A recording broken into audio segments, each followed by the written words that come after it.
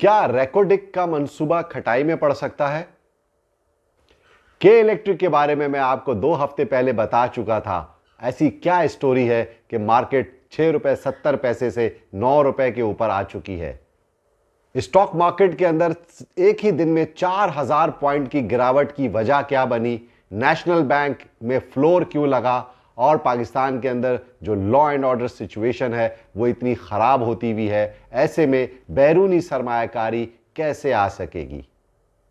पाकिस्तान की stock market आइंदा हफ्ते कैसे परफॉर्म करेगी और पाकिस्तान की मईशत का क्या हाल अहवाल है, इस बारे में तफसील से आज की वीडियो में हम डिस्कस करेंगे। मेरी वीडियो में जुड़े रहिएगा और don't forget to subscribe my channel.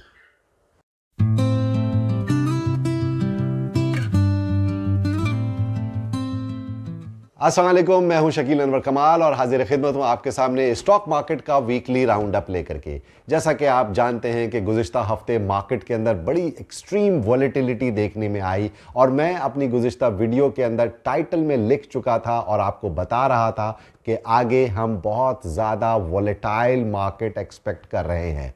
And same happened, market के अंदर तेज़ी भी हो रही है और मार्केट के अंदर गिरावट भी बहुत ज़्यादा हो रही है। गुज़िश्ता हफ्ते फ्राइडे के दिन जो मार्केट में एक ही सेशन के अंदर पहले ही सेशन में मार्केट 4000 पॉइंट की गिरावट हुई और मार्केट क्लोजिंग पर भी 3700 पॉइंट माइनस में बंद हुई। ओवरऑल मार्केट का इम्पैक्ट जो है वो बड़ा ही वॉलेटाइल और इरेटिक है और सरमायाकार इस वक्त काफ़ी घबराहट और परेशानी का भी शिकार है, क्योंकि स्टॉक मार्केट के अंदर इस वक्त कई नेगेटिव खबरें गर्दिश कर रही हैं। गुज़िश्ता हफ्ते ही आपने देखा कि नेशनल बैंक के हवाले से एक नेगेटिव खबर मार्केट में गश्त कर रही थी और उसकी वजह ये थी कि उनके पेंशनर्स के केस की 13 फरवरी को डेट हुई है, जिसके अंदर उस तारीख के अंदर कोर्ट के में क्या फ़ैसला होगा।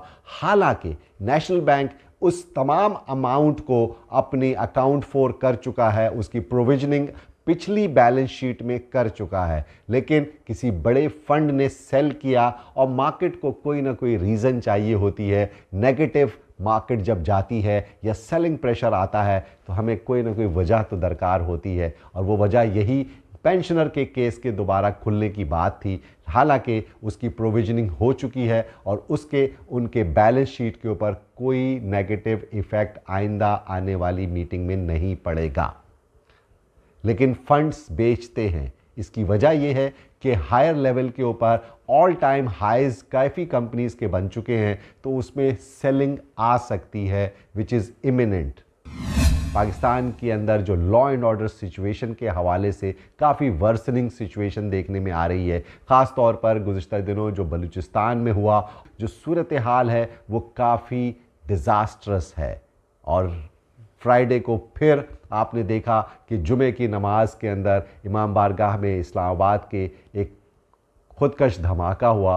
ये बहुत ज़्यादा खौफनाक धमाका हुआ है और इसमें पाकिस्तान के कैपिटल के अंदर एक इमाम बारगाह में ये खुदकश धमाका बहुत सारे सवाल क्रिएट करता है कि इन्हीं हालात के पेश नज़र ये भी खबर गर्दिश कर रही है कि बैरक गोल्ड जो है वो पाकिस्तान के अंदर सिक्योरिटी कंसर्न की वजह से पाकिस्तान में सरमायाकारी जो कि मिनरल्स एंड माइंस के हवाले से रेकोडिक का बहुत बड़ा मंसूबा है, जो पाकिस्तान के अंदर गुज़िश्ता दिहाइयों के अंदर इतना बड़ा मंसूबा नहीं बना है और इसके ऊपर जो काम हो रहा है, जो डेवलपमेंट्स हो रही हैं, वो यकीनन पाकिस्तान के लिए बहुत ज़्यादा खुशाइंद हो सकती हैं। लेकिन सिक्योरिटी कंसर्न्स की वजह से ये भी खबरें आई कि रेकोडिक के हवाले से बैरक गोल्ड पीछे होने की बात कर रहा है और ये इन्वेस्टमेंट्स डिले हो सकती हैं। इन्हीं सारी नेगेटिव खबरों की बायस मार्केट के अंदर पैनिक नज़र आया और मार्केट में सरमायाकार नर्वस हुआ और मार्केट 4000 पॉइंट से ज़्यादा एक ही दिन में गिर गई और गुज़िश्ता हफ्ते हमने इतना वॉलेटाइल सेशंस देखे बाज़ार के अंदर।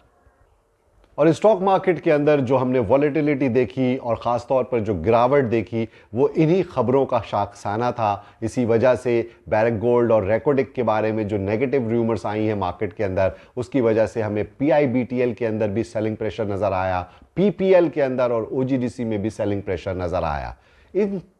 इसके अलावा अमेरिका और ईरान के जो मुज़ाकरात हैं वो ओमान में शुरू हो चुके हैं फ्राइडे से, और उस हवाले से भी कुछ नेगेटिव रूमर्स गश्त कर रही थी कि अमेरिका ने अपने शहरियों को ईरान से और आसपास के इलाकों से वकेट करने का कहा है। हालांकि ये रूमर्स थी और मार्केट में ये खबर बड़ी पॉजिटिव आई कि अब अमेरिका और ईरान के मुज़ाकरात आगे बढ़ेंगे। अब नेक्स्ट वीक उनका सेकंड सेशन होगा मीटिंग का, और जिसमें वो मज़ीद न्यूक्लियर पावर के हवाले से मुज़ाकरात करेंगे, which is a significant and positive sign, जिसकी वजह से हम ये देख रहे हैं यूएस की मार्केट ने फ्राइडे को डाउ जोन्स ने अपना ऑल टाइम हाई बनाया और 50,000 पॉइंट के ऊपर क्लोजिंग हुई है, जो कि न्यूयॉर्क स्टॉक एक्सचेंज के अंदर अमेरिका में एक बहुत माइलस्टोन अचीवमेंट नज़र आ रही है। लेकिन साथ में जो प्रेशस मेटल्स के अंदर जो गुज़िश्ता दिनों मंदी आई, जिसमें सिल्वर और गोल्ड में सेलिंग प्रेशर आया, लेकिन उससे ज़्यादा डिज़ास्टर सिचुएशन इस वक्त क्रिप्टोज़ में नज़र आ रही है, और BTC जो है वो $69,000 को भी तोड़ चुका है, $67,000-68,000 तक आ चुका है।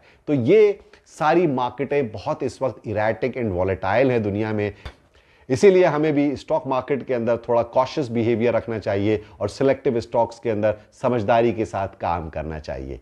As far as coming week is concern, market के अंदर मोमेंटम बुल बनेगा और मार्केट दोबारा रिकवर भी कर सकती है, और उसमें कुछ सिलेक्टिव स्टॉक्स अपना बहुत अच्छा रोल प्ले करेंगे। ऑब्वियसली काफ़ी स्टॉक्स ऐसे थे जो कि ओवरसोल्ड रीजन में चले गए थे, तो वहाँ से उसमें मंदी आ भी सकती थी, सेलिंग प्रेशर आ भी सकता था, और वही करेक्शन हमें देखने में आ रही है गुज़िश्ता हफ्तों के अंदर। जिन जिन आइटम्स के अंदर अच्छी करेक्शंस आई है वो वहाँ से रिबाउंड भी होंगे और अच्छे रिकवरीज हमें नज़र आएंगी आइंदा हफ्तों के अंदर।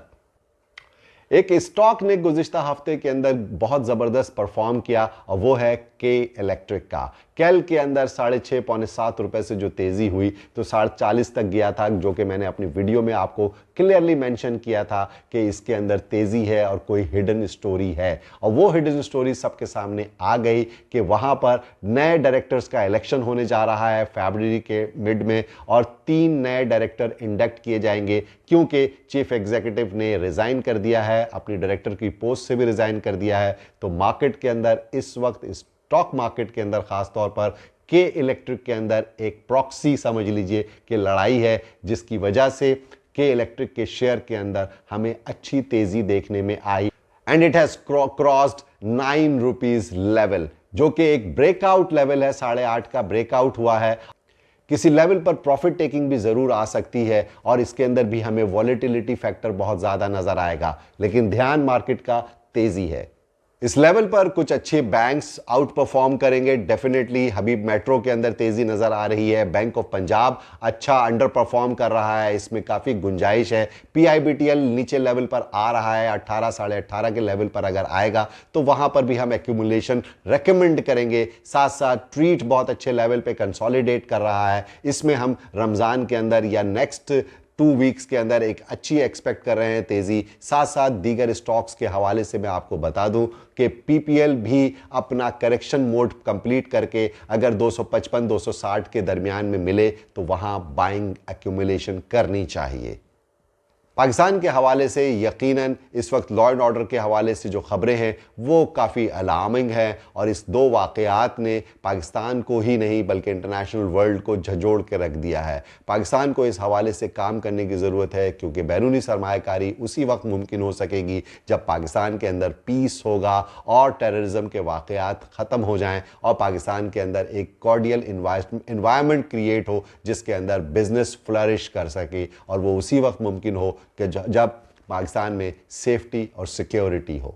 As far as Pakistan economy is concern, जो कि अपने ट्रैक पर आने की कोशिश कर रही है, और पाकिस्तान का इस वक्त जो ट्रेड डेफिसिट है उसमें भी कमी हुई है, और पाकिस्तान के करंट अकाउंट भी सरप्लस में आना शुरू हुए हैं। ये सारी बातें इस बात की निशानदेही कर रही हैं कि मार्केट आगे अच्छा परफॉर्म करेगी, क्योंकि डिक्लाइनिंग इंटरेस्ट रेट ट्रेंड है, और जून 2026 तक हम इंटरेस्ट रेट को सिंगल डिजिट में देख रहे हैं। तो इस हवाले से पाकिस्तान की स्टॉक मार्केट के अंदर अच्छा पोटेंशियल और अच्छी बाइंग स्प्री हो सकती है, लेकिन मार्केट की जो वॉलेटिलिटी है ये हमें परेशान करती है। इसलिए जो भी ध्यान बनाएं वो थोड़ा medium term to long term का ध्यान बनाएं और लोअर लेवल के ऊपर एक्यूमुलेशन करें। इस हवाले से अगर किसी भी किस्म की मेंटोरिंग या गाइडेंस की ज़रूरत है तो नीचे दिए हुए नंबरों पर आप राब्ता भी कर सकते हैं। अगर इस हवाले से कोई सवाल है तो आप कॉमेंट्स ज़रूर कीजिएगा। आप सबका बहुत बहुत शुक्रिया।